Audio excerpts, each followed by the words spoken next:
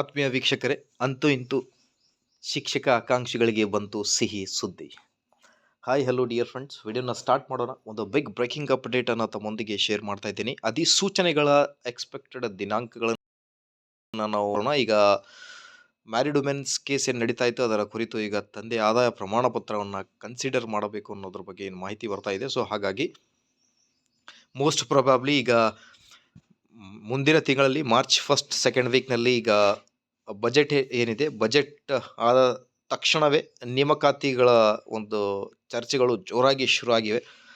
So budget ಆದಮೇಲೆ ನೇಮಕಾತಿ ಅಧಿಸೂಚನೆ ಬರುತ್ತಾ ಅನ್ನೋದ್ರ ಬಗ್ಗೆ, ಬಿಕಾಸ್ 56 ರಿಸರ್ವೇಷನ್ ಕೇಸ್ ಕುರಿತು ಕೂಡ ಏನೆಲ್ಲ ಮಾಹಿತಿ ಇತ್ತು ತಮ್ಮೊಂದಿಗೆ ಹಿಂದಿನ ಒಂದು ವಿಡಿಯೋದಲ್ಲಿ ನಾನು ಶೇರ್ ಮಾಡಿದ್ದೇನೆ. ಸೊ ಹಾಗಾಗಿ ಈಗ ನೇಮಕಾತಿಗಳ ಬಗ್ಗೆ ಮಾತಾಡ್ತಾ ಬಂದರೆ, Karnataka teachers recruitment 2026 expected notification dates ಹೇಗಿರುತ್ತೆ ಅನ್ನೋದ್ರ ಬಗ್ಗೆ ಚರ್ಚೆ ಮಾಡ್ತಾ ಬರೋಣ.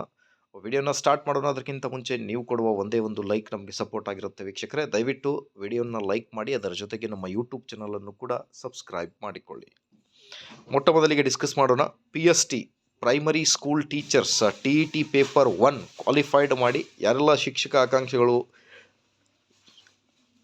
12ರಿಂದ 15 ವರ್ಷಗಳಿಂದ ಇನ್ನು ಈಗರ್ಲಿ ವೇಟ್ ಮಾಡ್ತಾ ಇದ್ದಾರೆ PST ನೋಟಿಫಿಕೇಶನ್ ಕುರಿತು.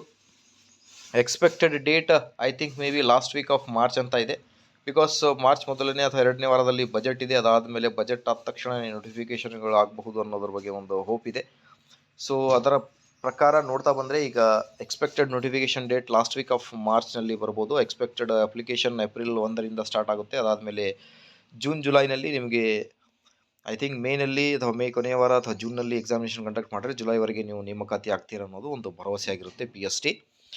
ಅದೇ ಥರ GPSTR ರಿಕ್ವೈರ್ಮೆಂಟ್ ನೋಡ್ತಾ ಬಂದರೆ ಕೂಡ ಅದು ಕೂಡ ಮಾರ್ಚ್ ಅಥವಾ ಏಪ್ರಿಲ್ನಲ್ಲಿ ನೋಟಿಫಿಕೇಷನ್ ಅಪ್ಲಿಕೇಶನ್ ದಿನಾಂಕ ಸ್ಟಾರ್ಟ್ ಆದರೆ ಜುಲೈನಲ್ಲಿ ಇದು ಎಕ್ಸಾಮಿನೇಷನ್ ಡೇಟ್ ಇರ್ಬೋದು ಅನ್ನೋದ್ರ ಬಗ್ಗೆ ಅಂದಾಜಿಸಲಾಗಿದೆ. HSTR ಕೂಡ ಆಗಸ್ಟ್ವರೆಗೆ ಐ ಥಿಂಕ್ ನೋಟಿಫಿಕೇಷನ್ ಆಗಿ ಅಪ್ಲಿಕೇಶನ್ ಹಾಕಿ ಎಕ್ಸಾಮ್ ಆಗಬಹುದು ಅನ್ನೋದು ಹೋಪ್ ಇದೆ. ಬಿಕಾಸ್ HK ಮತ್ತು ನಾನ್ HK ಎರಡೂ ವಿಭಾಗದಲ್ಲಿ ಹೆಚ್ಚಿಗೆ ಕಲ್ಯಾಣ ಕರ್ನಾಟಕ ಭಾಗದಲ್ಲಿ I think may be recruitment ಮಾಡ್ತೀವಿ ಅನ್ನೋದ್ರ ಬಗ್ಗೆ ಭರವಸೆಯನ್ನು ಕೂಡ ನೀಡ್ತಾ ಇದ್ದಾರೆ. ಸೊ PU ಲೆಕ್ಚರ್ಸ್ ರಿಕ್ರೂಟ್ಮೆಂಟ್ ಕೂಡ ಆಗ್ಬೋದು ಆದಷ್ಟು ಬೇಗ. ಸೊ ಇದು ಕೂಡ ಏಪ್ರಿಲ್ನಲ್ಲಿ ನೋಟಿಫಿಕೇಷನ್ ಆಗ್ಬೋದು ಅನ್ನೋದ್ರ ಬಗ್ಗೆ ಅಂದಾಜಿಸಲಾಗಿದೆ. ಸೊ ಆದಷ್ಟು ಬೇಗ ನೇಮಕಾತಿ ಆಗಲಿ. Because these are the tentative dates based on previous recruitment trends ಅಂತ ಇದೆ. Official notification may vary as per government decision ಅಂತ. ಡೇಟ್ಸ್ ಕೆಲವೊಂದು ಚೇಂಜಸ್ ಆಗ್ಬೋದು, ಬಟ್ ಮೋಸ್ಟ್ ಪ್ರೊಬಾಬ್ಲಿ ಈ ಮಂತ್ಗಳಲ್ಲಿ ನಾವು ಎಕ್ಸ್ಪೆಕ್ಟೇಷನ್ ಮಾಡ್ಬೋದು ಅನ್ನೋದ್ರ ಬಗ್ಗೆ ಒಂದು ಎಕ್ಸ್ಪೆಕ್ಟೆಡ್ ಟೆಂಟೇಟಿವ್ ಡೇಟ್ಸ್ಗಳಾಗಿರುತ್ತೆ. ವಿಡಿಯೋ ಇಷ್ಟದಲ್ಲಿ ಲೈಕ್, ಶೇರ್ ಆ್ಯಂಡ್ ಸಬ್ಸ್ಕ್ರೈಬ್.